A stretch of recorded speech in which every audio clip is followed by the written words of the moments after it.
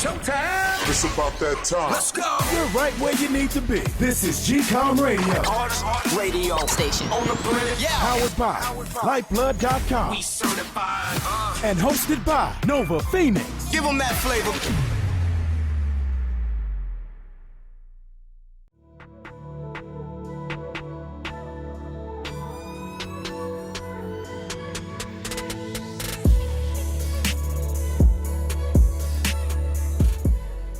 All right, what's going down for another show of GCOM Radio on iHeartRadio, and I am your host, Nova Phoenix, here once again with you guys. How are y'all doing? I hope it has been dandy, considering everything that's happening.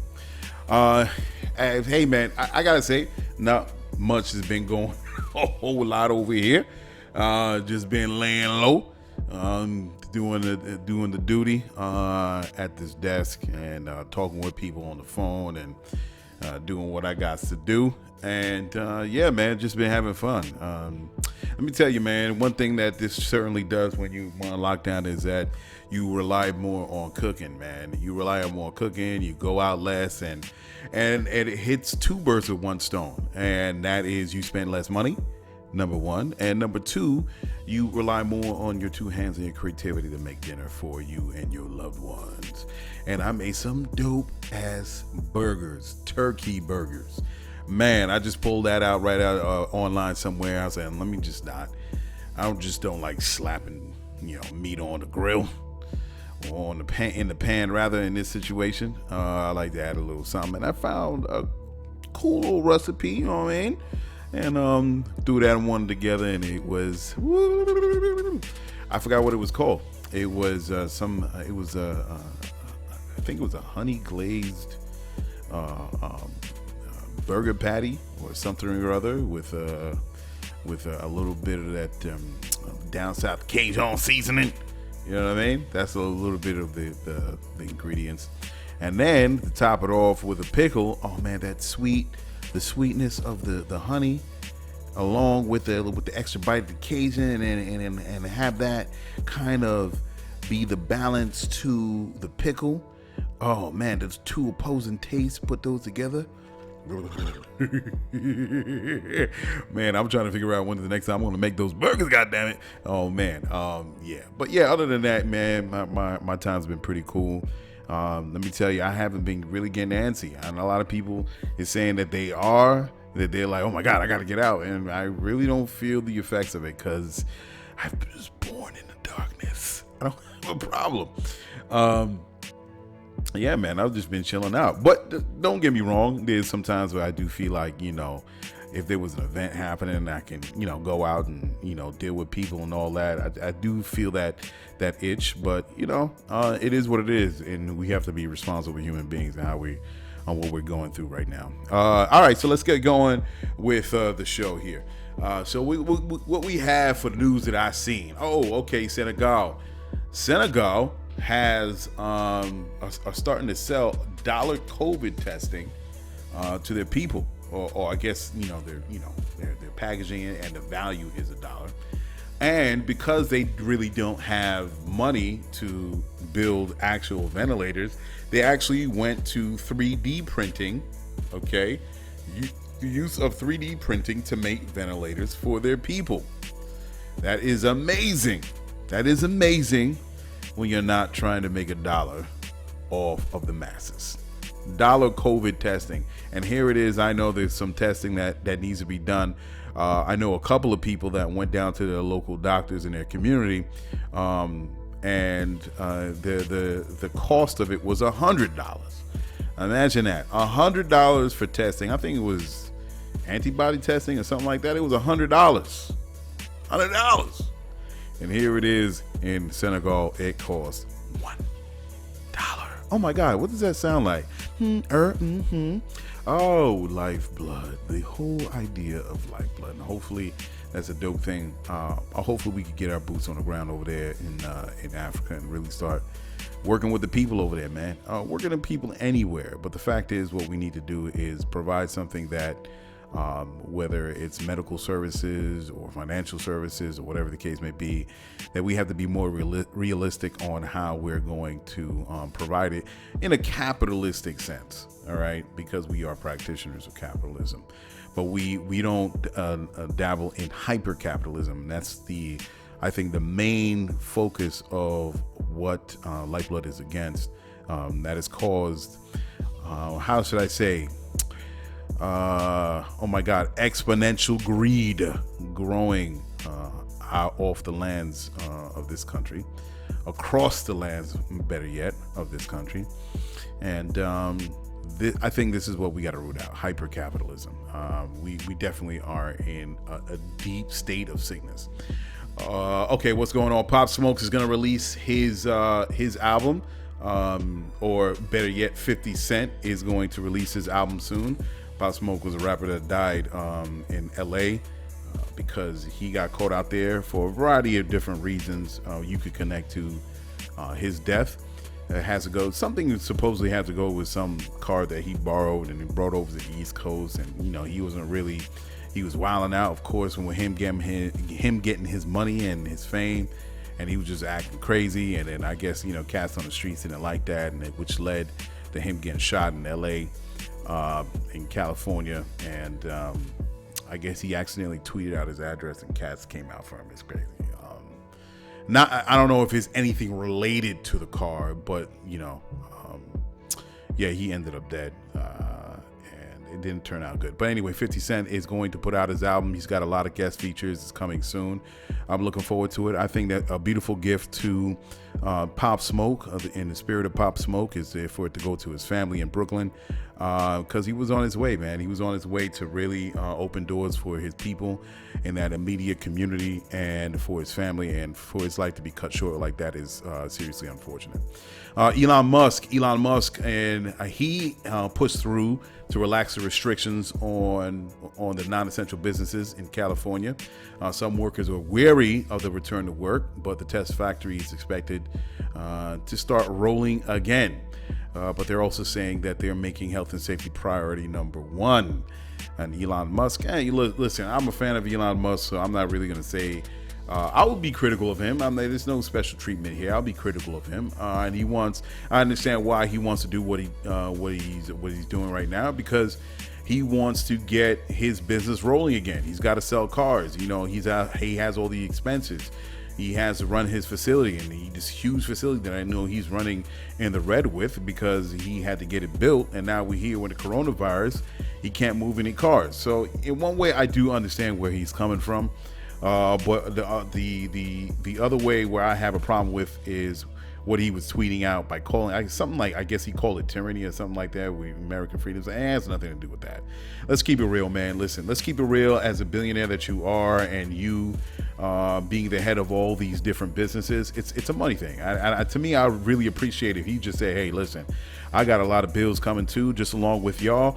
And I think it's important to the economy, not just for the workers, but also the CEOs that are workers in a sort of way, where we have bills to pay and we have to get the economy rolling again. Just be more impartial and be more fair, and just tone down the propaganda talking about it's tyranny or something like that, and talking about freedoms and the Constitution. Whatever you're talking about, I think it's stupid. Let's keep it real, man. Let's keep it real. Other thing is Fortune.com.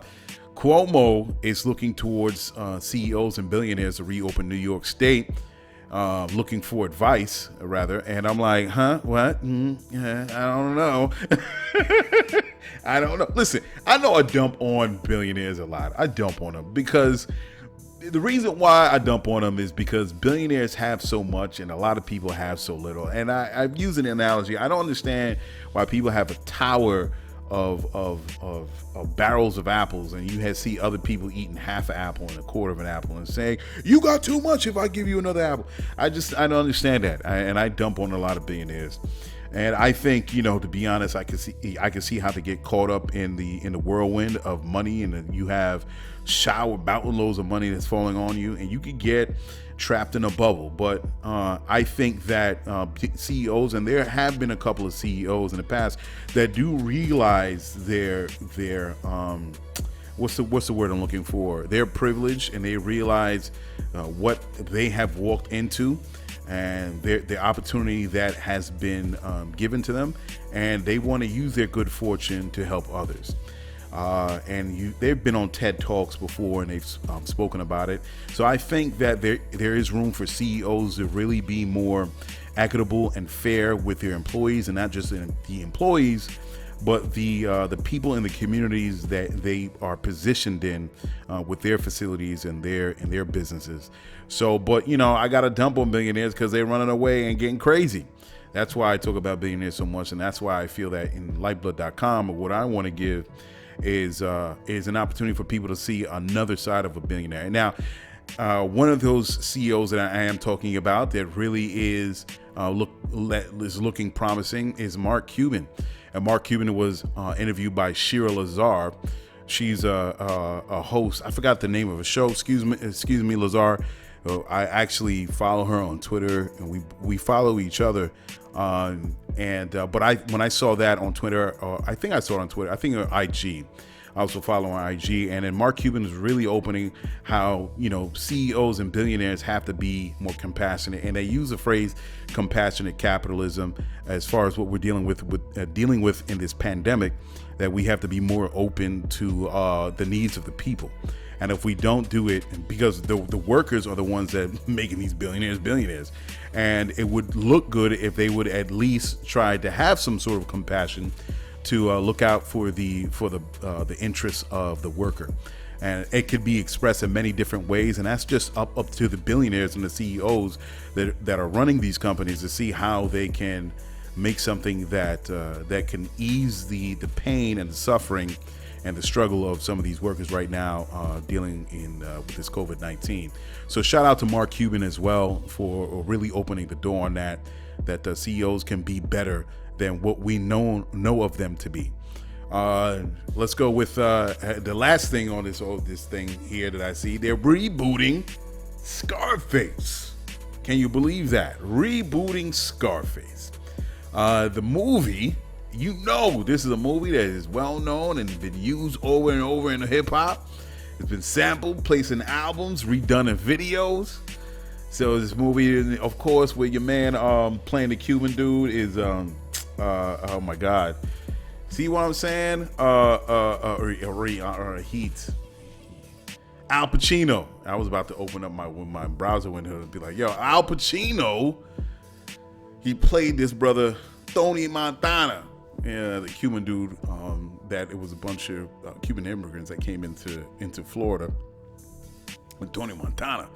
My man was wrecking shop. Hey, I don't even got to explain freaking Scarface. Everybody know. All my hip hop cats know the Scarface movie. So they're gonna reboot the movie. Universal's rebooting it, and there are rumors that Michael B. Jordan is gonna be playing the character of Tony Montana. That's gonna be dope. That's gonna be interesting. I'm looking forward to seeing that, man. How's that gonna play out? That'll be dope. I don't know. Now, some people might be like, do we really need to reboot Scarface? It's a perfect film. Why do we need to remake it? But this is Hollywood. We gotta make money. Hollywood just reboots old ideas, man. They rehash old ideas. That's what they do.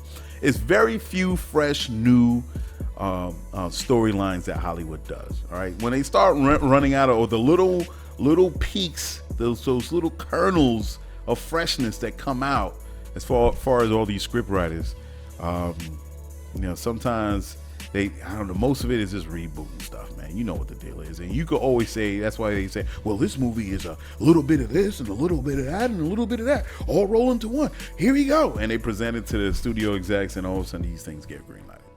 It just gives people a better vision of what to expect in a movie if they're going to give these directors money. But anyway, we know that's what Hollywood is. They already are planning to reboot Back to the Future. Everybody knows that 1980s movie Back to the Future with Michael J. Fox. They're planning on rebooting that, So, hey, that's what it is. And a lot of people be like, what? Rebooting? And I'm a big fan of Back to the Future. Huge fan of Back to the Future. But, it's nostalgia, man. It's when you make a great movie that's like 20, 25 years ago. And, of course, with the technology that we have now and the movie technology, people want to see what could be done. So, Let's see if they could do that Scarface thing. So we're going to get right into music because, again, this week I only have 2 topics. I only got 2 topics for you guys, 2 main topics. But we're going to get into some music. Let's see what we got now. So we got this dude named Speek Eazy off his project Speek Eazyer. He's got a new song called, with the new project, New Cologne. All right, New Cologne featuring Chris Prism, Kimbro, and Push Audio. And they sent me this through email just to highlight this artist, Speek Eazy. And of course, it always comes in a line of what Push Audio does as far as fresh music and not doing the same old that I hear all the time that's on radio and all that stuff. So shout out to Speek Eazy, shout out to Chris Prism, shout out to Push Audio.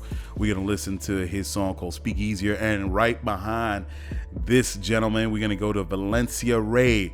Her song is Hands on the Wheel. Sweet song, sweet, smooth song. So check these 2 out, and I'll be right back with that first topic of the show. All right. It's my new cologne. It's my new cologne. It's my new cologne. Lucas. Finger roll with the money light. I'm hot. Fan me off with them hundreds like. Ooh, give me space, let me breathe now. Let me move them keys now. Talking music, let me walk you through it. Frontin' for the gram, I be hunting for them bands. Looking for them ops, I be making ops. Gon' make it drop, huh? Making moves, we can make a lot. Bad shorty on my arm, you see. Running on the runway, stunting for the cause. She's something special, never frontin', huh? Girl, you beautiful. Word to Vernon, ain't gon' hustle. Smell it in the air, it's my new cologne. Fresh, success, you should be a bone. No cloud chasing, we don't speak upon. We gon' handle business with the bag, but they get your zone like. That's my new cologne. Don't I smell like a bag roll? Drip fresh, but I'm blowing on the stank, yo. Count money like I work for the bank, ho. Yeah, slam dunk with the money light. I'm the way, use the money as a beach towel. Stood tall, but I'm really on my feet now. Ball till you fall, yeah, I think I'm P now. So you wanna talk money, huh? Wanna talk 20, 50s and them hundreds, huh? $1 million deals, ooh, I think I need me one. Big bad and she tastes like a honey bun. Get the bag, bring it back, let her count it up. Stay solid, now we ballin' off in the club. It's lights, cameras, action. Big plays, stacking big Franklins. It's my new cologne. Oh, me? It's my new cologne. I just got it. It's my new cologne. Smell that? That's my new cologne in my hatchback. And the roof is gone. See this pass back. Boy is sitting low. Do so on the phone. He's a pro. Add it up. Yeah, I'm speaking on that dough. Living with that glow. Kim is mixing up that flow. Sitting grinning at the show. If you in it, let me know. Been a minute though. Finally finished. So rip it. Leave a little blemish. So it's getting your attention, is it? Let it simmer like the super zone. Boy, it's frigid like it's too below. Honey so sweet, call her Tupelo. It's super dope, getting stupid with my new cologne. Yeah.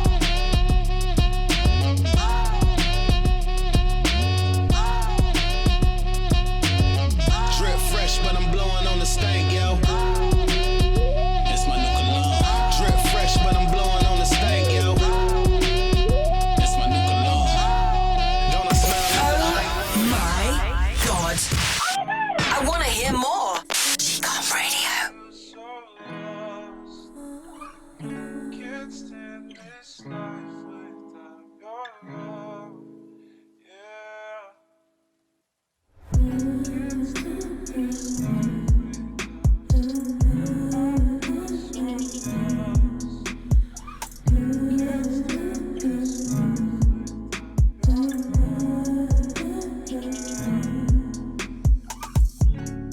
Hurts you the most when you wake up. Cause all these emotions you built up. Tried to hide it with lashes and makeup.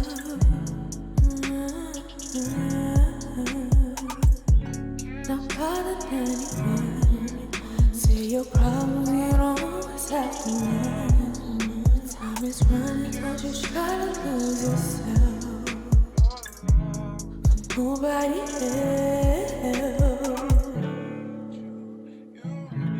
You need me.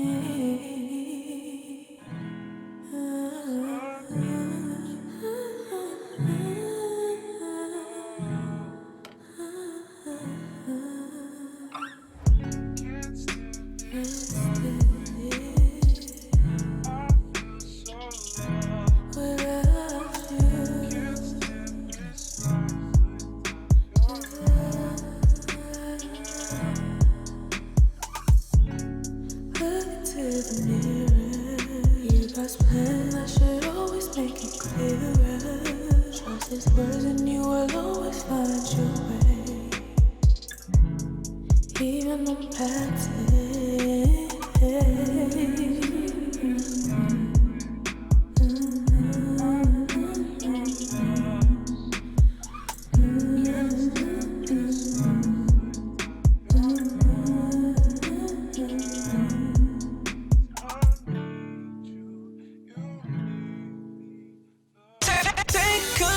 This is GCOM Radio, powered by Lyfeblood.com. Come join, be a lifer. Practice dollar power and build financial independence. Yes. Okay, we return. Now that was Speak Eazier with the song New Cologne featuring Chris Prism, Kimbro, and Push Audio. Shout out to those brothers for really offering some free music to free the mind. It's on a different lane, which we all need. It's refreshing. And then right up behind that brother was Valencia Ray with her Hands on the Wheel. Really cool, really smooth, and enjoyable when you're just trying to relax. So much love to Valencia Ray.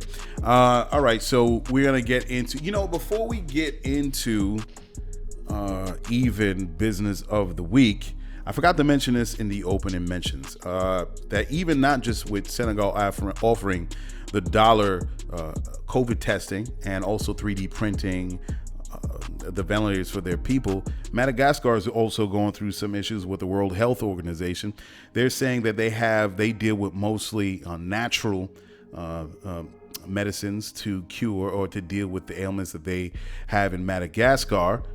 And the president of Madagascar has something for COVID-19. He's also offering it to other African nations. Now, the World Health Organization is knocking them because they're saying, wait, we don't have any proof that this works.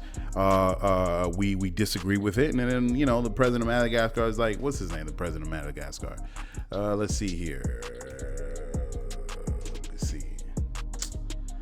This internet is so slow, man. President of Madagascar. Andre Rajoelina. Andre Rajoelina. That's the best way I could pronounce that. And he's like, whatever with the World Health Organization. I got this new elixir going on right now, and I'm offering to other states.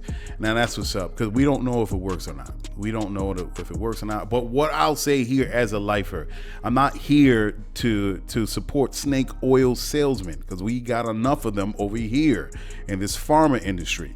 But what I will say is sometimes Africa does have the solutions, and it pops out of Africa or pops up out of Africa, and they have something that could be a solution to the people. And what the other countries that don't want, the first world countries don't want, is you offering any cures that they haven't made money off of. If they haven't made money off of it, they're like, oh, wait, what? Mm-hmm. Now, that's on one side. The other side, as a lifer, is we do need proof that this works. So I'm not going to hear and support snake oil salesmen. And the thing is, got as much healing factor as a glass of water. I'm not here for that. Of course, I'm talking about like clinical trials, testing, anything to back it up, just so we can make sure that this does what it does. And if it does, if this is an elixir that just cure COVID-19, I'm all for supporting it and giving it out to other countries in Africa, on the continent. So yeah, man, that's going to be interesting how it turns out. But he's asking other countries to kind of turn up their nose over at the World Health Organization because of them trying to control a possible cure that's coming out of Madagascar. But I need those. I need that data, though. It's kind of true. I need that data. And, do they have to share it with the WHO? No, they don't have to share it with the WHO. Africa come up with its own, health organization that's for Africa. And if they want to offer that information as open source to the rest of the countries, yeah, be my guest. Yeah, take it, But they don't have to answer to the World Health Organization, whatever. All right, so before we get into the first topic of the show, we got to get into business of the week. Let's get right into it. All right. Ladies and gentlemen, Bringing you the business of the week and its innovative founders is what you've been waiting for. The construction business in New York City is highly competitive, and many might argue oversaturated in the New York City region in ways to make profit. Sometimes you just have to know when the room is too crowded and you have to start venturing out elsewhere for better opportunities. One growing city shows promise for the construction businesses, and this is the city of Atlanta. A business making its way is CJ Moody Construction. It has been in the game for years and broke the threshold on being a $1 billion business. Owner and founder C. David Moody started the company in 1988 and has taken on several projects such as the Ray Charles Performing Arts Center, Morehouse Leadership Center, and the Atlanta History Center, and many more. The company has completed over 200 commercial projects and currently is worth, as I stated, $1 billion. Here are your flowers for all the hard work. Lyfeblood.com would like to salute CJ Moody Construction for achieving major milestones and giving inspiration to those who want to start their own name in the construction business. All right, so the first topic of the show, let's get this thing started because I want to be on a timer here. I don't want to get crazy and start running over the time.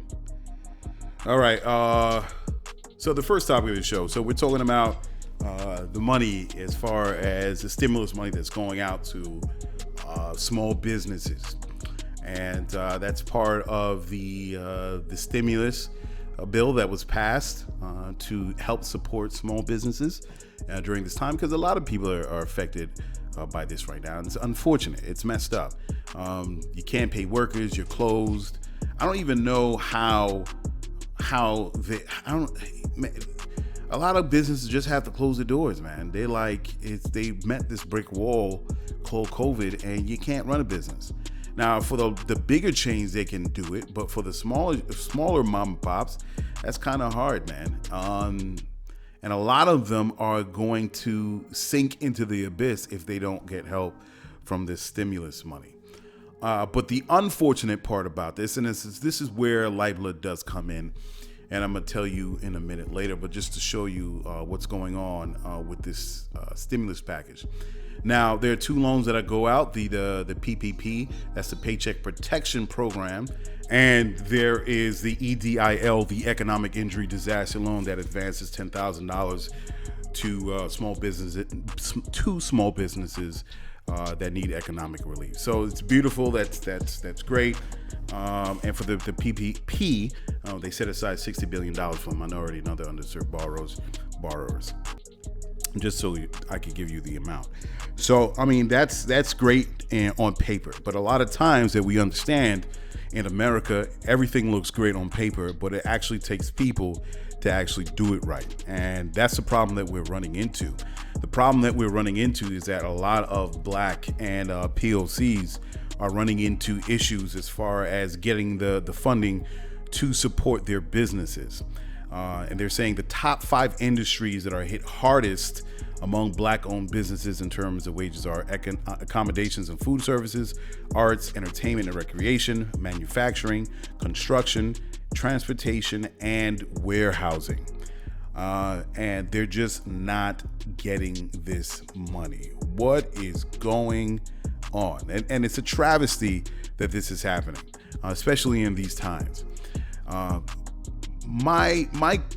My focus will be, why aren't these businesses getting the money? Now, I know people that are going to the banks and applying for these loans and they're getting turned down, but I do not know the specifics. And I know one individual that was looking for money, and they say they don't have a payroll, so they don't qualify for the PPP. And other loans are available, but they're concerned with having to repay those loans without being offered any loan forgiveness. And I've always said this, right? This is what was written to me, and I've always said this is the problem with loans. People don't need more loans. Small businesses already probably have $25,000, $50,000 hovering over their heads with the loans that they took out in order to open the business. Now, because of COVID-19 happens, now the government is offering more loans, and that's not what people need. People need grants, man. That's what people need. You just need to offer them money. Here, take this money. We understand the situation. Give it to your employees. Pay your rent. whatever it takes for you to stay afloat. We're all going through the same thing. And I think loans are the wrong, it's the wrong choice. It's the wrong choice. It's the wrong choice for the small business, and it's wrong choice for the lender, because you all of a sudden you have all these loans that people are having problems or paying back, and now the red is sitting on your lap. And I don't understand why we keep on offering loans, because we can't go any farther with it. This country in itself, as far as the debt that we owe, is in the trillions, and there's no honest answer to how America is going to pay back its debt.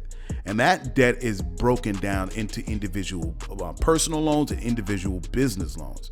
It cannot sustain itself. You cannot offer more loans. You're compounding the problem. But that's neither here nor there. We're just trying to get ourselves out of this situation with COVID-19. All right.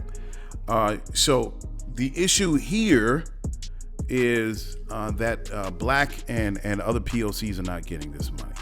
And unfortunately, the Small Business Administration, they found in 2019 that 49% of the monies, even pre-COVID, money as far as loans, go to white-owned businesses, 23% go to Asian-owned businesses, 17% is undetermined, 7% to Hispanic-owned businesses, and guess who gets the smallest part of the loans? African Americans. That's 3%, and even less than that, they say American Indian owned. So it's all type of fuckery that's going on here. All types of fuckery, and that's pre-COVID. Now, what we're dealing with with these loan programs, they're just not getting the money. So now we have a couple of businesses that I've read online that are saying they're not getting offered. There's a man named Terrence Dixon. He's the owner of Terra Cafe, a restaurant in Baltimore, and his business is about offering food to the local community, music and arts. That's his clientele. He applied for the Paycheck Protection Program, and he's still waiting. You have Devin Gwynn. He owns a landscaping company in Dallas, and he plants trees and installs greenery for the municipal and business clients, and he applied for the $10,000 advance loan. Didn't hear nothing. You have James Hayward, a CPA in Durham, North Carolina. He is not getting any money. He's of course owns his own accounting firm, and the majority of his clients are minority business owners. He's not getting any money. And I'm like wondering what is happening where these people are not getting any of these loans. What is the deal? So I read on, and it's an interesting thing that even James Hayward is saying. So to get an understanding, he's saying that the banks, of course, they're for-profit businesses. Now, of course, I'll go with this excuse. To me, all of it is excuses. And they don't make money if they offer small loans. They're not going to give a business $5,000. They're not going to make any money off of it as far as the interest, because that's what the banks make money on, the interest off of the loans that they offer. They would rather give $500,000 to another company that is much larger so they can make the money off the interest in the long run. So he says, let me see if I read this. Not to doom and gloom, but this may cripple you, and the bank will be left holding the bag. So, all right. So that's pretty much what he says. All right. So that's one of the excuses. Oh, okay. I get it. But again, this is not a typical situation that we're living in. Absolutely every industry, every individual is affected by this COVID-19. Even if you try as a business to get things rolling again, if you deal with, say, other third-party businesses, say you're a contractor and you're working on building a facility, a new drug facility for Pfizer or whatever. A lot of you as a general contractor, you are piecemealing out some of that money that you got from your client to you could be iron workers, it could be plumbers, it could be who else is involved, it could be carpenters, it could be pipe, anything. There are tons of other businesses that make money off the GC. Now, even as a GC, if you're trying to get things going and all right, I got to go back to business, you have to deal with the other smaller businesses that you are calling for to do the work to be able to run at 100%. And if they can't, because they're dealing with COVID-19 too, that not only slows them down because of COVID, but it slows you down as a GC. So there are a lot of moving parts when it comes to getting a business back up and running. Okay? So we're all dealing with this regardless, whether you're a mid-sized company, a large chain, or if you're a small company. And we have to be able to offer people grants, first off, in order for them to get over this COVID hump. It has to be worked out. Now, I've always said that this was an issue with just pre-COVID with the financial system in general, how even black and brown people are being locked out. And even them using POCs as a reason to say, well, we're fulfilling our quote unquote minority quota, so there's no reason to cry foul when it comes to a black business not getting any money. So we have to figure out alternative ways. Now, I'm not saying for you to not ask for this money because it's billions of dollars, and if they're offering it, you should have it. So you should be not just banging down the door, but ripping it off the hinges in order to get into the door in order for you to get this money, because that's your taxpayer money. You should have access to that. You should be getting that. You should be getting 10,000, 50,000, 100,000, whatever in this unique, critical, I was say war-torn, it's damn near war-torn time for you to get this money, for you to stay afloat, because communities will not be able to sustain itself if they don't get help from the government. Now, that being said, you got to play your position here. All right. Somebody has to do something. It's like football. Somebody's going to be the tight end. Somebody's going to be the quarterback. Somebody's going to be the running back. Somebody's got to punt the ball. Somebody's got to be the wide receivers. Everybody has to play a part. And we have to start thinking in a sense of a collective, like bees. We got to start thinking ourselves as a collective and how we're going to do that. Okay, boom, you go ahead and you protest because we need this money. Boom, you go to the judges, you go to the court saying we're not getting this money and we should file some sort of, class action lawsuit, whatever. I don't know what it is. I don't know, whatever the jargon you use for this. File a lawsuit against the federal government saying that black and brown businesses are not getting that money. And then you have to have another section of people going to have to do an alternative. They have to deviate off that path because we've done it before many years. And we played that playbook, that page out of that playbook. Now we have to have another page in the playbook that we have to play in order for us to get the money we need. Because obviously the stimulus money is not getting to the people. So we have to come up with another alternative ways to flow money to each other to make sure that we can stay afloat. This is where Lyfeblood comes in. The people have to do it, folks. I've always talked about that with Lyfeblood.com. The people have to do it. They have to give it to each other. The communities have to work together to say, okay, I like going to that store. They're having problems. Let me give them something. And it doesn't have to be a lot. In the spirit of dollar power, you give what? Okay, $1. How many customers do you need as a small business in order to stay afloat, to pay for your workers, to pay for your lights, to pay for your rent? How many as a small business? Think about it. How many as a small business?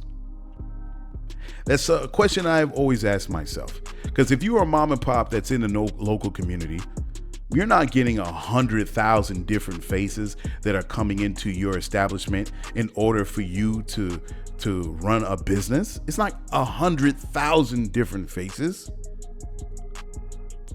5,000.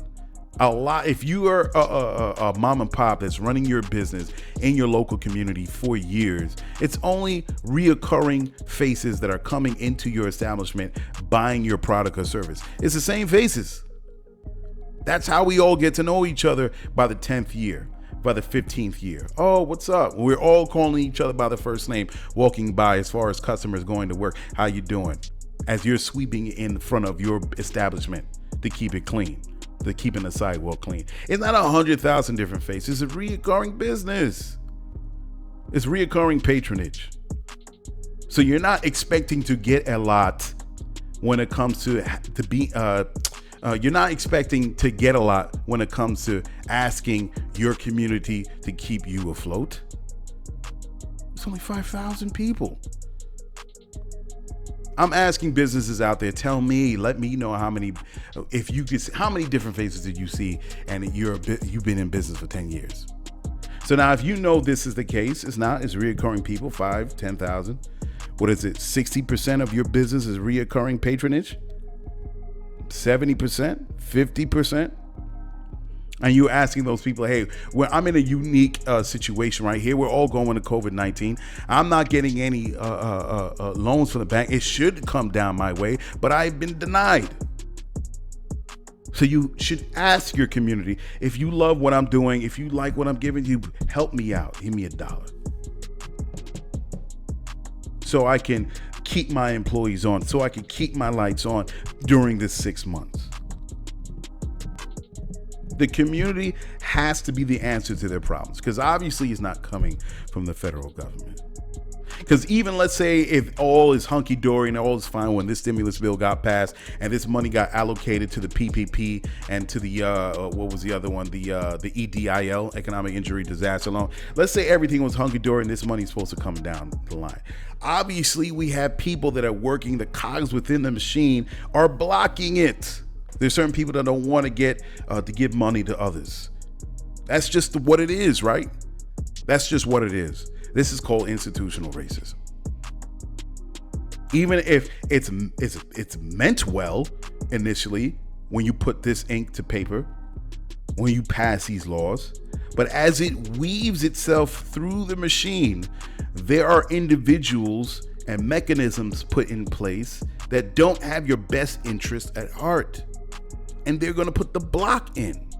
No, you don't get that money. Whether that means it's the man across the desk from you, or to the underwriters at the bank, or the manager's manager don't like the fact that they have to want to give it to these group of people over here. I'm going to give it to these people first. So we're dealing with institutional racism that is hindering your growth, hindering your progress, hindering you healing during this time of the COVID. So you're going to have to start looking at each other. Now, as I said before, you have other players in the game right now on the field that's going to do other things. You should get that money. But right now, while that is happening, now we have to start looking at each other to help fund each other. And that's where the dollar power comes in. That's where group economics come in.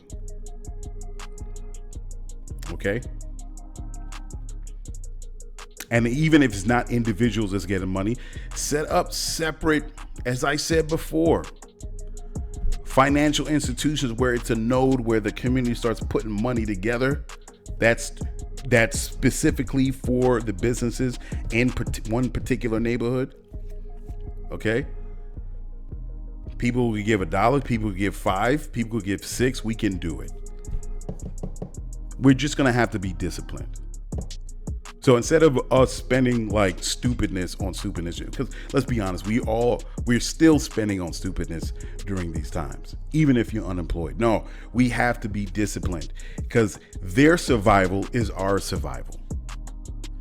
The business that you see on the corner, their survival is our survival, because we want to make sure that they keep their doors open. Because we walk by them every day. We get the food. We need to get new keys. We need to get what else? Dry cleaning. We need to get our little whatever we have. Those things that sustain us. Those little things that we take for granted. Now that business have to close and we have to go cross town in order to get whatever we need. No, come on. We have to work together. We're not dealing with individualism here. We're dealing with collective cooperation. Understand what I'm saying? That's how Lyfeblood comes into play here. And we can't wait. We're banging on the door and you can't wait for the government to say, oh, you know what? We did you wrong. By then it's too late. So this is what I'm talking about as far as strategizing, having multiple players on the board. For instance, as black people were getting a run up on by the police in New York City, we got a brother that's a rapper, but also he's become a social activist. My song was gathered up some people to protest the cops running up on black folk all over the city, trying to enforce the social distancing law, and knowing that it was being it was, what's the word I'm looking for? It was being handled unfairly. And he got some change in there. Definitely got some change in there. Because now all of a sudden the police have been told not to arrest, not to give summonses, basically not accost black people. So the noise does work. The protesting does work in a certain. But my thing is, because I've done that in my past, I've done that. And to me, demanding is strong asking. That's what demanding is. You just ask a little louder, a little longer, a little stronger. And yes, you need those people out there demanding. But all the while those people are demanding, okay, what's plan C here? What's plan D? While this is going through. We have to look behind the veil and see how these cogs turn. What cog turns what cog? Okay, that works there. You have to get into the guts of the system. See how it's not working for you. Sometimes the strategy has to be a 3-pronged strategy. You have to implement a 3-pronged strategy in order to get what you need. It's not one thing. It's not 2 things. Sometimes it's 4 things. Because I don't feel like doing this again. I did it before. I'm not doing that again. So if you want change in your community, and I'm speaking to my black and brown lifers that are out there, if you're not getting what you need in your community, you have to start working together. You got to start putting your differences aside. Stop with this stupid, bickering, and say, you know what? We may not agree on certain things that whoever you are, that don't jive too well with me, but you know what? They don't look at it like that on the other side. We're the same people. We're same black, whether you're Christian or Muslim, whatever you are. They look at you as black, and that's all they see. So you gotta put your differences aside. Okay, how are we gonna work together? That's also the brown people too. And it's just straight up. I'm putting it out to my POCs. They will use you to try to work against black folk. And they will use that minority word, that magic word, to find that loophole. So you got to fight against that too, because if you're in this for justice and equality and balance, it's just not you getting in the door. You have to also look out for your black brother too, your black brother and sister, humans. Okay. So, all right, so let's get into the next group of songs here.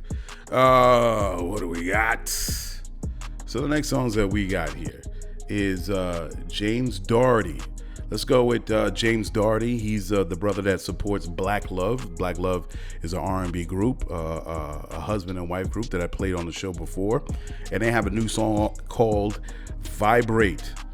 So that's going to be dope. And then right behind Black Love is Rich P with Not Real. We played the song before. We're going to play him again. And I think that's dope because it's needed right now. You got to listen to these lyrics and see how they apply to the current times. So we're going to go with Black Love. Shout out to James Doherty. Thank you for hitting me up. We're going to play Black Love with Vibrate and Rich P with Not Real. All right, we'll be back, folks.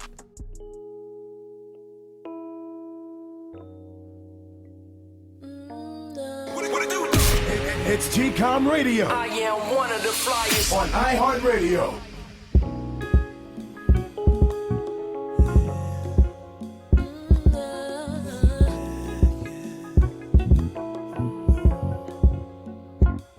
As we vibrate high to another place, you take me to the unknown. As we vibrate high, we're taking this ride.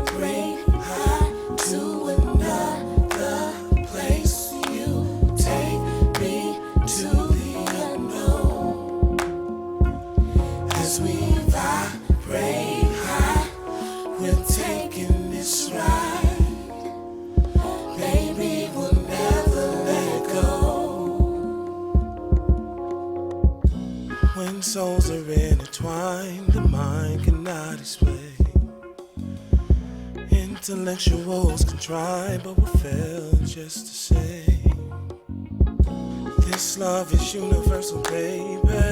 Beyond the cosmos, maybe. It's incredible, the light aligned with my life. I'm never letting go. This is where we begin till the end. Baby, can you hold on? I wanna live deep inside of your mind until our souls collide. Vibrate high to another place. You take me to the unknown. As we vibrate high, we're taking this ride. Baby, we'll never let go. Never let it go. Never let it go. So we'll never let it go. Never let it go.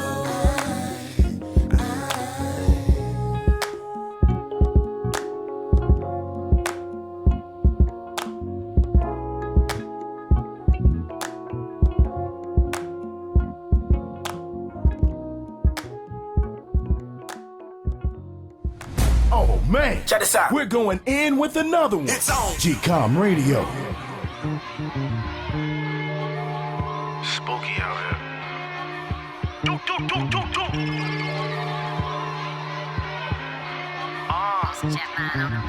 Told that little bitch you win when you sin. Yeah, you watching a little too much TV. Niggas wanna be we, the ones that's really from the trenches. Oh, it look easy, huh? Real ones trying to get out the fucking ways. Sucker niggas dying to get in the sunken place. Friends get jealous when the thoughts is watching, and friends get scary when they pocket watching. The streets or the sidewalk is lots of options. I'm starting to dread niggas like I got some locks in. I talk it cause I walk it. I separate the bosses, and drip wouldn't exist if I ain't turn on the faucet. We all know the world ain't fair, but it's becoming tragic. You gotta want this shit more than they don't want you to have it. Y'all already had your moment, this is mine, nigga. Put in work, expected due time, nigga. They out of line, nigga. What you mean? There's a difference between Bobby Smurters and 6ix9ines, nigga. You wanna be gang gang, but you don't gang bang. All I know is these streets ain't the same, man. The world full of bust downs, I'll be a plain Jane. Rappers get knocked, all of a sudden they sang. You wanna be gang gang, but you don't gang bang. All I know is these streets ain't the same, man. The world full of bust downs, I'll be a plain Jane. Rappers get knocked, all of a sudden they sang. You be acting like you all in a trap. I seen a human transform to a rat. You be acting like you all in a trap. I seen a human transform to a rat. You be acting like you all in a trap. I seen a human transform to a rat.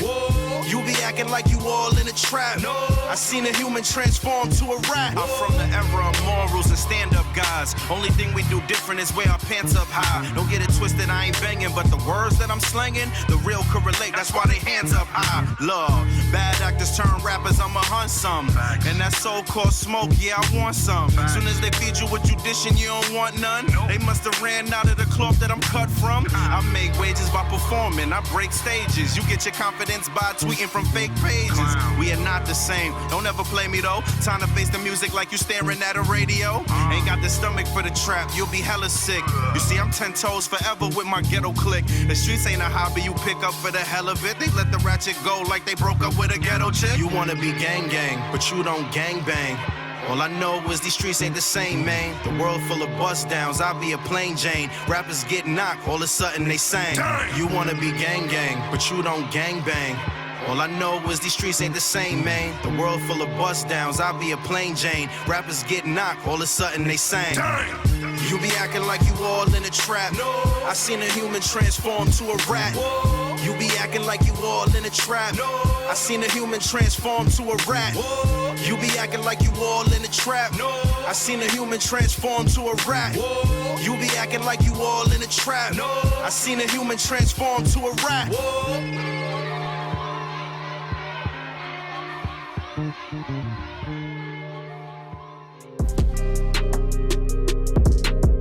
Yeah, all right. So we're returning. That was Black Love with Vibrate. And of course, Rich P with Not Real. talking to all those fakers out there in the hip hop business.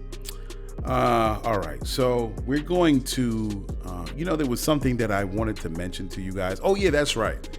So it's funny. Last week I spoke about all the businesses that are filing for Chapter 7 and Chapter 11 because of COVID. And one thing that really got me like, what's going on? Let me see. And I didn't get to say that on the show the last time. Let me see my notes here. I'm going to go into my folder here because I'm kind of organized, but yet I'm not. So let's see. I think it was last week's show here. Topics. That's 67. 68. Is this it? I think this is it. 68. Nah, I was talking about in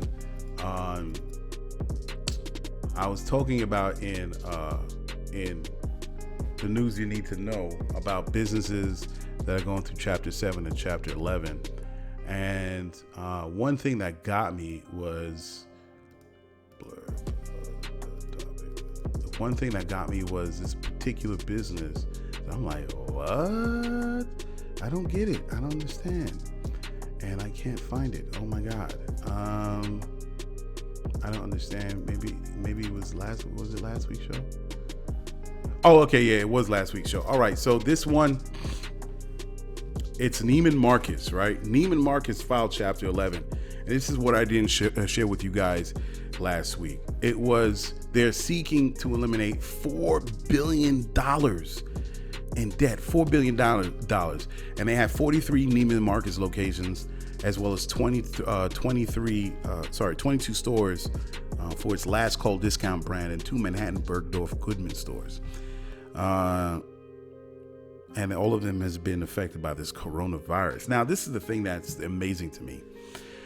Neiman Marcus wants to eliminate $4 billion. $4 billion. That's a lot of money. It makes me think, wait a second, why are they still filing? What, they have to close it. They're not a viable business anymore. What's going on here? Wait a second. Neiman Marcus is not a viable business. Let me tell you something. If an individual family owed $1 million in debt for their home, $1 million. Who am I? I'm getting people. Okay, alternate side. Talking about alternate side parking. Yeah, I get these updates for the COVID virus thing on my phone. It's good information to know. Just to let you know, because I'm on the radio right now, they're saying that by the time you guys get this, they're saying that they're resuming alternate side parking May 18th and May 20th, and May 22nd and May 23rd is suspended on 5/21. So look out for that information. You probably get it already if you're logged into that text alert messages. So look out for that when you're moving your car. So anyway, back to it. So they owe $4 billion. They should close the door. If a family in their household owed $1 million, they're filing Chapter 11. And damn, people were saying, what? I can't believe you guys. Oh my God, you should be out on the streets. They should be homeless. They should be living in a tent. They would place blame on the people that they were irresponsible in how they were handling their finances. How did this get like this? Oh my God, who gave you money? They would have been lambasted. Ostracized. Looked down upon. And here it is. We got Neiman Marcus. They want to erase $4 billion. Damn it. If they can erase $4 billion, can I erase my debt? Can I get rid of it? Because I got a few $1,000s I need to get rid of. Lift the weight off of my goddamn shoulders, please. Why not? $4 billion? Really? Really? Really, man? Close the doors, man. You can't do it. You can't maintain your business. Something is going on where you cannot make any profit. You owe a lot of money. Close the damn doors. That's what I saw. That's what I forgot to tell you guys last week. That's amazing. That's right. Like, well, I saw, my eye popped out my head when I saw I said $4 billion. Jesus. What the fuck is going on over there in that office? Pack the bags, man. They Enron, man. Pack them up. Yeah, man. So, all right. So we're going to move on to get to the next segment. So we're going to get into the news you need to know. All right. So let's get into this and we'll continue on. All right. Ladies and gentlemen, around the world and right in your neighborhood, it's the news you need to know. How to bike responsibly while dealing with COVID. I know many are trying to maintain good health in biking as one option as a method of exercise. However, when you bike, you create a cloud that poses a problem for other bikers. This quote unquote cloud is considered your quote respiratory signature. It's your footprint of particles left behind as you breathe. And if you're asymptomatic, you put others at risk of exposure. Some tips to be aware of if you decide to go biking. Ride early or do it on off-peak hours for cyclists and pedestrians. If you see other bikers, stay 40 to 60 feet in front of you. Take up indoor virtual training for those that like group rides. Practice your bike handling skills at different speeds, turning sharply and panic braking if you are biking in close quarters of walkers. Be mindful of local rules and restrictions, and use good hygiene if you park somewhere. Once home, wipe down your bike frame and other components that may come in contact with sweat and mucus. Plant-based meats skyrocketing. While we shelter in, households are stocking up on their food supplies. One particular item is going off like a rocket. Plant-based meat. Beyond Meat and Tofurkey went up 264% during the 9-week period ending May 2nd.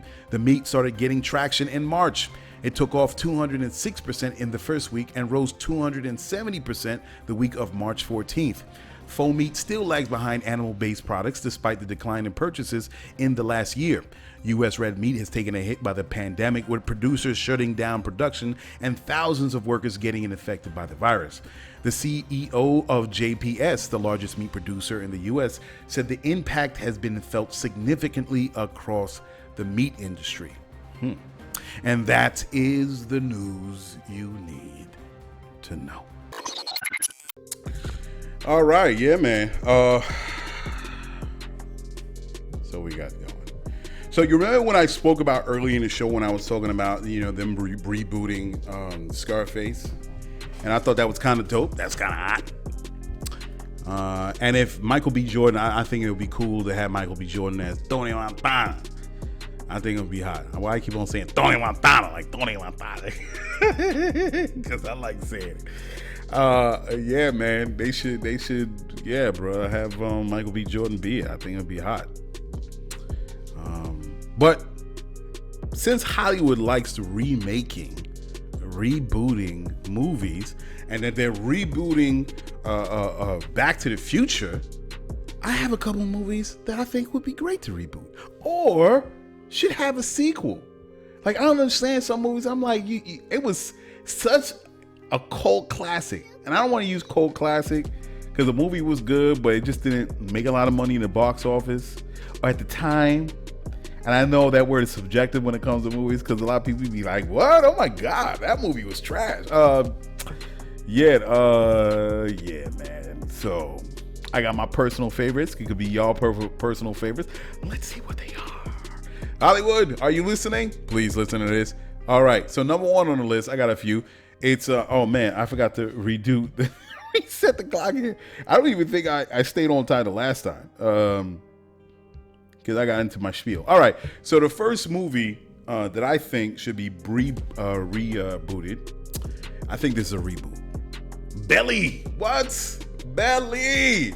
Belly was the classic. I think it was a classic. I liked it. I thought it was dope because it was a hip-hop movie. It was a hip-hop movie by a hip-hop director, by Hype Williams, and it had a hip-hop rappers as the main cast, or in the main cast. And it was DMX playing Tommy Buns Bundy, all right? And then you had Nas playing Sincere.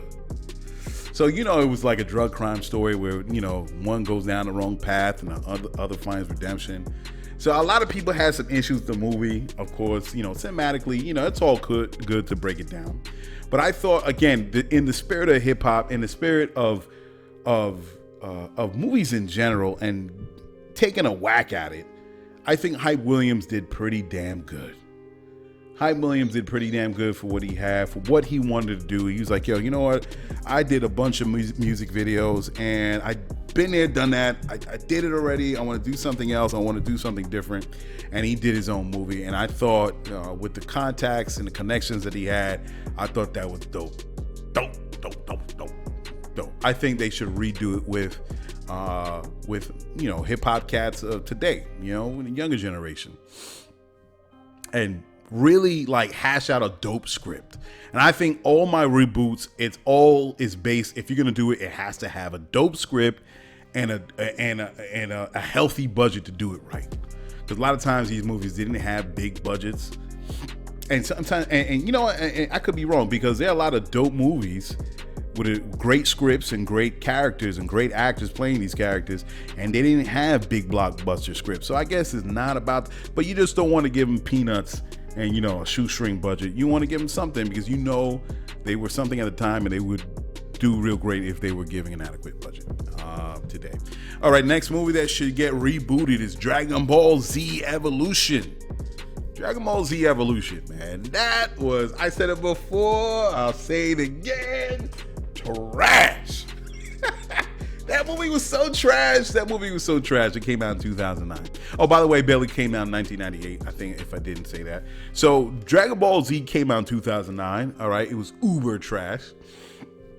It was directed by James Wan, starring Justin Chatwin as Goku, Jamie Chung as Chi-Chi, Chow Yun-Fat as Master Roshi. And that was cool. I liked Chow Yun-Fat. He did a lot of great action movies, man, in China, man. Shout out to Chow Yun-Fat, and him taking his role. Yeah, it was trash. It was utter trash. They did not pay attention to the story at all. They didn't refer to canon at all, Dragon Ball Z canon at all. They didn't go to none of the source material. It was utter trash. Oh my God, it was just terrible. Go to YouTube. Go to YouTube and see like how trash it was. I'm not even gonna get into the story. Of course, they're talking about the characters of Goku and Chi-Chi and Chow Yun-Fat and the big enemy. What's my man name with the green face? Oh man, that's messed up. I don't even know what to do with the green face. Let's go into if my internet will work. Not Krillin. Oh my God, what's my man name? The dude with the green with the horns with the white cape. Dragon Ball Z characters. Help me out, y'all. It's right on the tip of my tongue. Piccolo. Before it popped up in my browser, I remember it was Piccolo. Piccolo was trash. Oh my God, everything was trash. He didn't even go Super Saiyan. And you know what? He didn't have to go Super Saiyan. All right. I didn't even want that in that movie. The movie. Ugh. Sometimes I get so emotional I get choked up, man. Yeah, that movie was, oh man. Yeah, they need to reboot that. If you want to see a dope Dragon Ball Z movie, it was done by the fans. And most of the time, because the movie technology has caught up almost on par with Hollywood in pre-production, post-production, not even as far as pre, but in production and post, that there's some pretty dope movies on YouTube, the fans of these movies, and they say, we'll do it ourselves. And one of them, Dragon Ball Z, was The Fall of Men.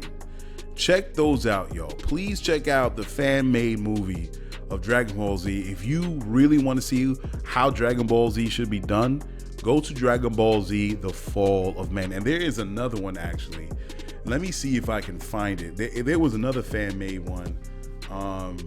Dragon Ball Z fan-made. I think there were a couple. It was The Fall of Man. I think it was The Light of Hope. Dope. One was Black Smoke Films. I'm not even gonna say, because sometimes people take these films and upload it on their profile.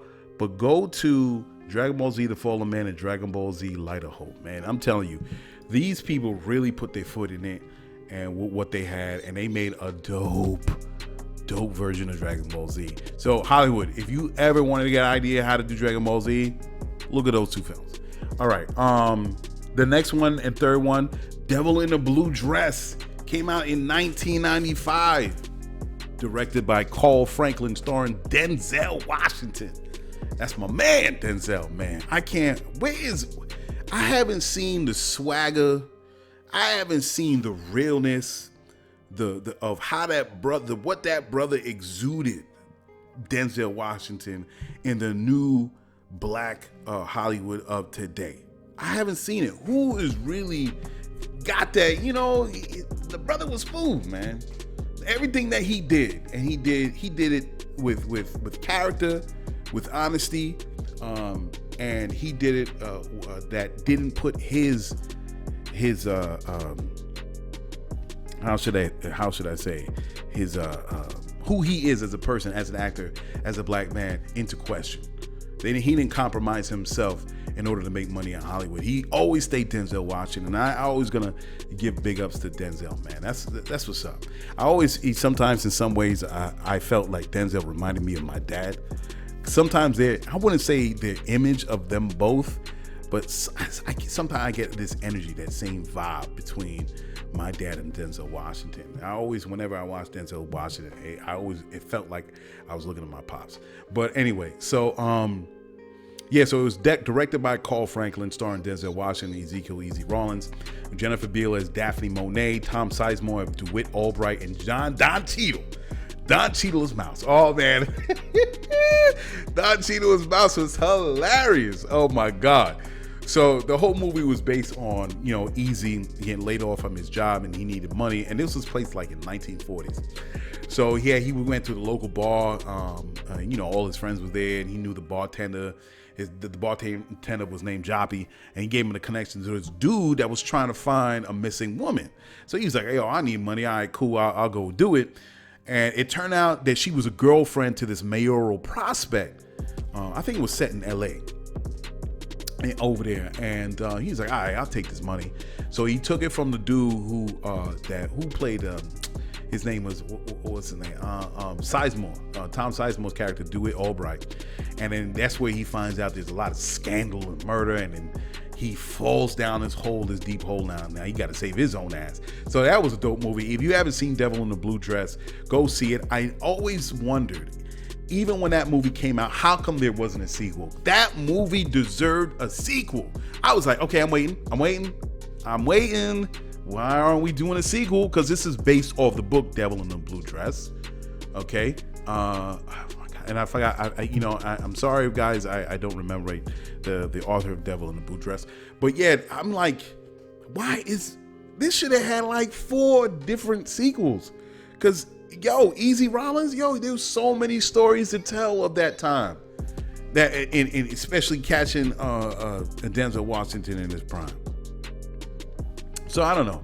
I think that should be rebooted with a new character and Eazy Rawlins. If you want to retell that story, or if you want to just carry on a different story, a Devil in the Blue Dress, call it something else, whatever. I think that would be dope. Next one is House Party. What? Classic hip hop film. Another great hip hop film that was directed by who? Reginald Hudlin. Sorry, people. I'm looking at my phone, trying to stay on time here as much as I can, but I don't think I'm gonna stay on time. So House Party was directed by Reginald Hudlin, starring Kid and Play, Christopher Carey and Christopher Play Martin, alongside Tisha Campbell playing Sydney, Adrienne Joy Johnson as Shireen, Martin Lawrence as Bilal, Daryl Mitchell as Chill, John Witherspoon as Mr. Strickland, and Robin Harris, funny motherfucking comedian, playing Pop. Yo, this dude died before his time. He was a funny motherfucker. Oh man, Robin Harris, yes. R.I.P. to Robin Harris, and also R.I.P. to John Witherspoon too, man. And of course, Full Force as the Bullies. I think he laughed just like that too. playing like, you know what, guys? I smell Uzi. Yeah, that was hilarious. So of course this film was a bunch of kids wanting to be down, go to this house party. And that's what the whole premise of the movie's about. And these kids, played by Kid and Play, getting into a bunch of this whole thing, and they running around the neighborhood trying to be in a part of the house party, trying to get the girl, trying to run for the bullies that Full Force was in. Shout out to Full Force. And yeah, man, they should just redo that movie, man. I love that movie. It was great. Shout out to Kid and Play. Shout out to Reggie Hudlin on making that movie, man. That made history. Redo that with some new cats of today. Let's see what we should remake. A lot of people may disagree with me. Juice in 92. Yes, Juice with Pac. That was a famous movie with Pac. I think that was his debut film. And people saw the magic that was coming out of Tupac Shakur, that he had the chops, he had the acting chops. Yeah, he could rhyme, but he can also act. And I think that was what really started for people to recognize Tupac Shakur as just being not just being a one-trick pony, as some people may say, as being a rapper, but actually having skill on acting. They was like, oh man, this guy got this really, he really has a presence through the camera. And it was and who was Juice directed by? Directed by Ernest R. Dickerson. Tupac played Roland Bishop, Omar Epps as Quincy Q. Powell, Khalil Kane as Raheem, Cindy Herron as Yolanda, Queen Latifah as the club promoter, and of course Samuel L. Jackson. Samuel!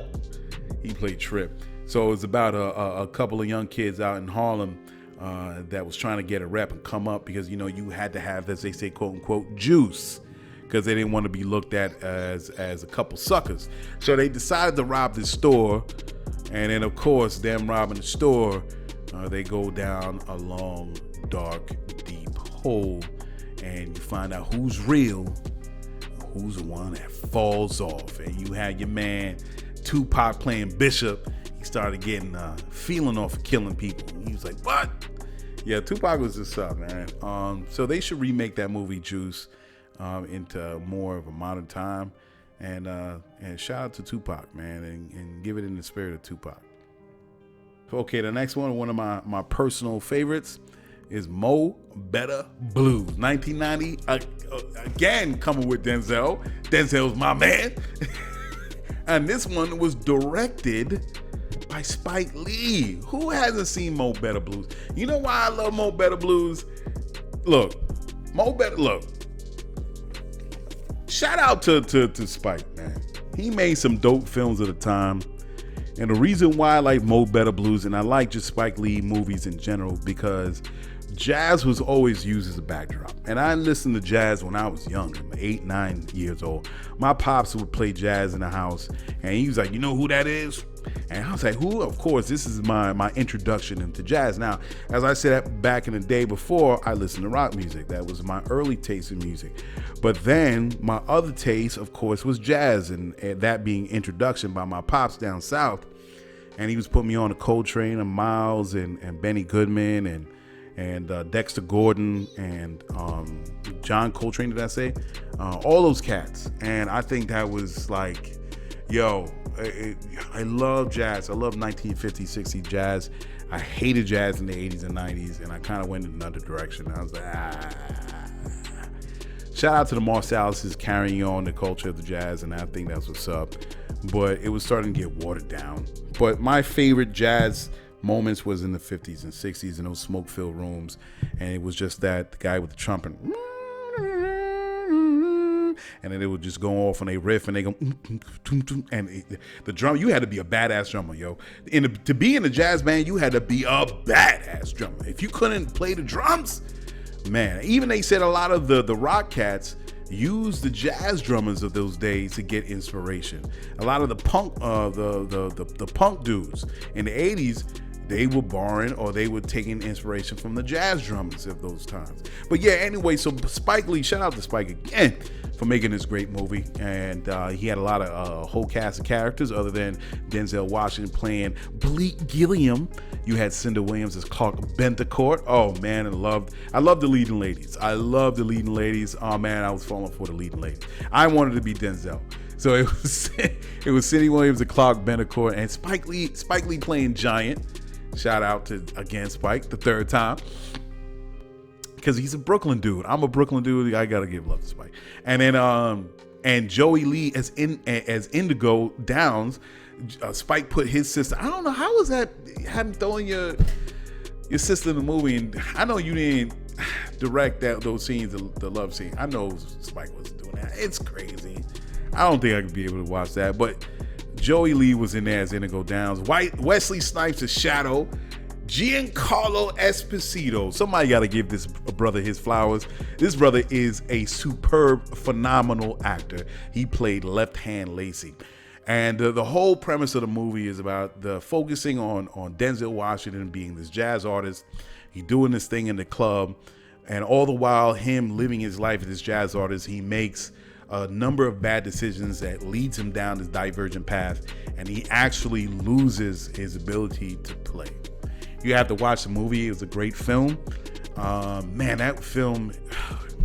You got to etch that film in stone, man. That was a great. It did not get its flowers, Mo Better Blues. Neither did Spike. That movie, oh my God. If you want to know black cinema, you got to go watch Mo Better Blues. You can't be black if you haven't seen Mo Better Blues. And that's a couple of different movies, but definitely Mo Better Blues, man. Listen. So they got to remake Mo Better in its current times. And I think it would be an ode to jazz, because jazz has kind of been left in the dust. And even though a lot of hip hop did sample jazz musicians, I think that we have to remember the other musical genres that came before us. Especially that was the thing in the 50s and 60s. If you wanted to get into music, you had to play an instrument. And it'll be ode to jazz. It would be an ode to all the jazz musicians. And it would be an ode to playing an instrument. And I think that's kind of what's missing in hip hop. And shout out to the Roots, because they still play instruments. They still do their thing. But I still, man, give those brothers their flowers too, man, because they play real instruments. And of course, they carried on the essence and spirit of hip hop and the culture. So yeah, definitely we should redo Mo Better Blues. And it can't be any director, man. It's got to be the right director. You know, Spike Lee ain't going. You know, Spike ain't going for that anyway. He like, who directed my piece of art? So you got to give it to the right person, man, to redo Mo Better Blues, and it's got to be 10 times better, man. As I said, ode to jazz. The other movie that should be done, Brewster's Millions, 1985, directed by Walter Hill, starring Richard Pryor as Montgomery, John Candy as Spike Nolan, Rick Moranis. Shout out to Rick Moranis, my man. Let me tell you, Rick Moranis played Morty King. So Rick Moranis, he was the Honey I Shrunk the Kids. He was in a number of Ghostbusters. He was in a number of different movies, and he disappeared. And everybody was like wondering where Rick Moranis went, like where did he disappear to? This guy, I'm telling you. And it turns out, me reading a story on Rick Moranis, that if I have the story correct, his wife died, unfortunately. And he has, I think, 2 kids. He has a group of kids, and he thought that acting wasn't important, and what was more important was raising his children. And he didn't want to be on the road and miss out on the experience of being a parent and raising his kids. And he chose them over acting. And that's there's no words for that. That's a very honorable choice to make, and a noble choice to make. And he kind of like stepped back from acting. And I don't know what he does to maintain himself now, because all those movies that he did was back in the 80s. And I'm sure he gets residuals in some sort of way. But of course, something that doesn't maintain him, right?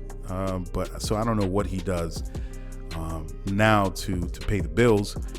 But yeah, so he said, they asked him if he returned to acting. He said, it's got to be right. I'm not just going to go back. And that brother can act. He could do his thing, man, Rick Moranis. So it's not hard for him to come back if they so wanted to. And man, I think they did want him to come back when they rebooted Dragon Ball, when they rebooted Ghostbusters.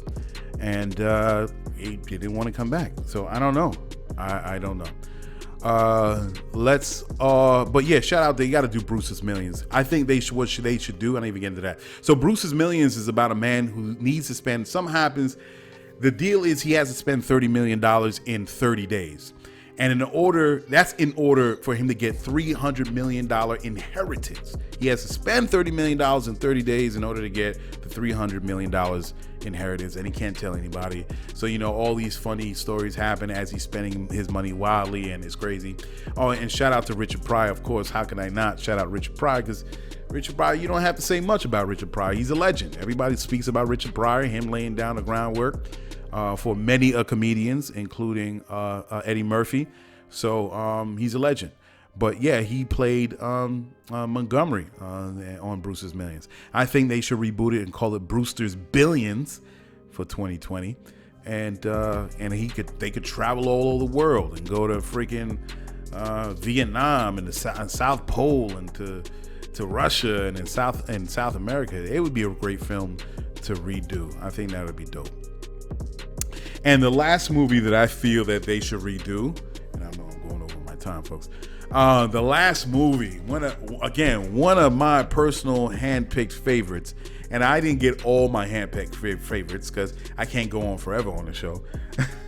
One of my personal favorites. I've done martial arts over the years. Always loved martial arts. Always loved Saturday morning cartoons, and after your cartoons they ended around what? Shout me out, folks. All my folks, Saturday morning cartoons ended around 11:30, 12 o'clock, something like that. And then you had the Chinese kung fu flicks, and that's when you went outside. After you saw the Chinese kung fu flicks, that's when you went outside. And I always loved martial arts, but of course, they splice martial arts with an urban film. And you know where I'm going here. So let's go to The Last Dragon, 1985. They have to remake this movie. Yo, it's directed by Michael Schultz, starring, I think they pronounce his name Tamak? I don't know. Is he still alive? I don't know if he's still alive. I heard something like he died or something. But he played Leroy Green, the expert martial artist, the savant. And then you had Vanity. Oh, I had such a crush on Vanity. Oh, Vanity as Lord Charles, Leo O'Brien as Richie Green, Julius Carey as Shonuff. That should have been Eazy spinoff. Shonuff. He should have had his own. In today's times, he would have his own movie. Shonuff. Oh man, who's the baddest? Shonuff. Who's the baddest? Shonuff. What? Yeah. Yo, man, Shonuff was the greatest. So everybody know that movie. So he's a master, Time was a master, is Leroy Green, master martial arts dude. And then he's mad humble, everything like that. And then you have Shonuff, that was the rival that had his gang. And then all of a sudden, they meet up at the end. And then all of a sudden at the end, he gets the glow. It's a kick-ass movie. It's fun. It's kick-ass. I love action movies. I love martial arts. I love the fact that they did this film, The Last Dragon. They should remake The Last Dragon. Now, the difference is it should have some real kick-ass martial arts fight scenes, like some real shit. Like, oh, snap. You see what they just did? Rewind that. They got to do that. Of course, going to have a piece of comedy in there because there was a comedy section in there. And I forgot the little kid martial arts savant too. He had his own TV show back in the day because he was just he was just mad nice as a young kid. I forgot his name. I gotta look this up. And I don't know why I didn't look him up before. Last Dragon cast. All right. He was a young kid. Let me see. What was his name? Was it Glenn Eaton? Nah, he must have been the martial arts dude. I forget Glenn Eaton. Anyway, so he played the young kid, and then so many people liked where he was at. Ernie Reyes, I don't know. And he had his own spin-off show back in the day when he was like 8, 9 or something like that. But yeah, they should remake The Last Dragon, man. That was a great movie, and they got to do it right. Right budget, get the right fight choreographer and really do it up, and they got to have the glow. You know what I mean? Okay, so that was my list of movies they have to remake. I know there's so much more, but those are my personal choices that I make for this show. And if you agree with me, yo, show me some love. Or if you think there's another movie that should be remade in 2020, of course, after we get over this COVID thing, let me know. And that would be dope. So that's the show for what I have for you this week, y'all. So thank you for listening. Thank you for tuning in. Thank you for being there, checking out these artists. Shout out to the artists. You know what we got to do. You join Lyfeblood.com, become a lifer. Let's start creating this group economics, this new situation here that we got going on. It's all about group economics. It's all about the network. It's all about empowering each other and realizing the power that you have. So what choice do you have, right? What choice do you have? Just create another community. And we are not oh my God, we're not Facebook. So not Facebook. I can't wait to go into the next evolutionary stage of Lyfeblood.com, because I can't preach it so enough that we are not Facebook. So anyway, join Lyfeblood.com. Let's create that community. Let's talk with each other. Let's build. Let's laugh. Let's enjoy ourselves. Let's introduce new technology that you're working on. Let's start your passions. Get it the ball rolling. Let's create those communities where we need to do group economics. It's not about individuality. It's about cooperative economics. Let's build it together all over the world. We can start right here first. And yeah, man, let's get going. All right. Much love to you. Much love to everybody. I'm out. Deuces. Check it. You just listened to GCOM Radio, powered by Lyfeblood.com for the global community. We worldwide, baby. See you in the next go round. From right here to your town. We out.